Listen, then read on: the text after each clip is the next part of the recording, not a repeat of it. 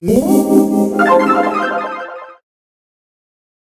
in school I got bad grades and really didn't do much. In this, I'm getting my classes done, showing good improvement. It's just not really easier, but just easier for me to do. Sure. And I don't know, not really a classroom style of learning, I guess. Sebastian and Brandon are among 80 high school students who attend the virtual site.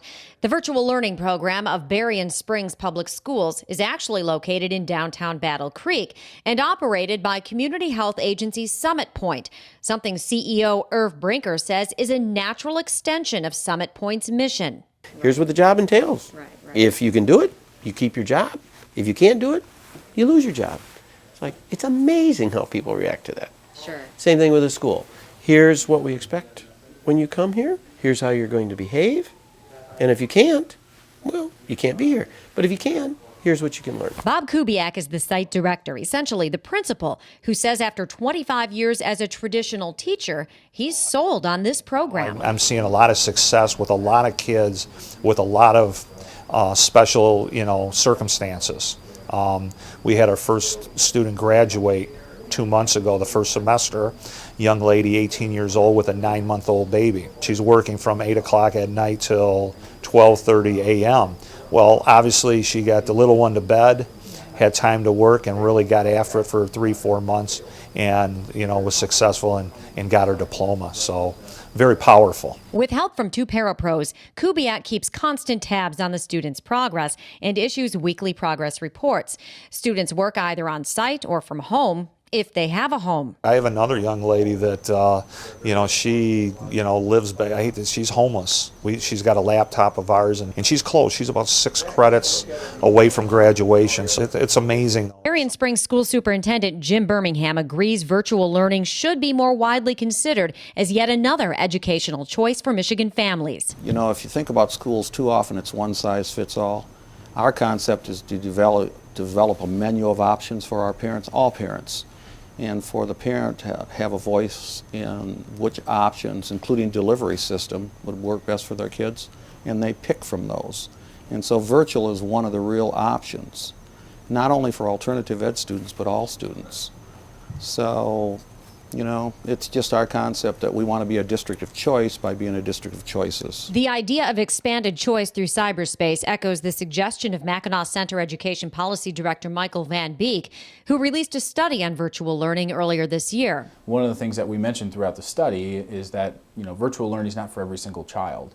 It might not fit the way that they learn best, but it's definitely something that more parents and more students should look into. How did you sell that to the district? We were a very failing district financially when I take over. And so when I went there about 5 years ago and did an evaluation on how we could get out of that rut, one of the entrepreneurial concepts that I had was that we needed to become much, much more competitive in niche markets. And our niche market that I thought we could really, really strike out and take great advantage was alternative ed, and then to expand it to virtual so we could expand our audience. And my board was very courageous, and it worked. Worked so well, Berrien Springs Schools even gets money for students from the other dozen or so districts which take part in the virtual site program. Irv Brinker acknowledges this can be seen as a sticking point. This is Berrien Springs. Gotcha. We're sponsoring it. They have a diploma with Berrien Springs on it. And that ends up being the controversial issue. If they count for Berrien Springs, all of a sudden does Battle Creek lose out on this per student funding? Yes. But remember, many of these students weren't in anyway. They may be here for count day. And if that's the only important day, dang it, this is nuts. We'd rather provide our services to other kids who need it as a complementary thing, a supplementary, rather than we're it. I mean, why are we the only organization that's wrapping services around? We can't do that. It doesn't work. Van Beek sees this funding shift not as a problem, but as healthy competition in the education marketplace.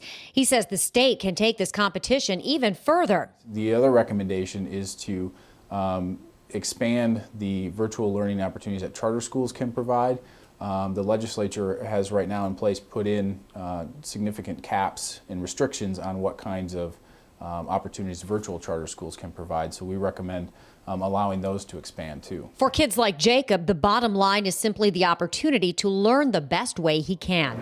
I was in Battle Creek Public School District all the way up until last year, and then I started this program this year because it's allowing me to move a lot faster and graduate more according to where I want to be.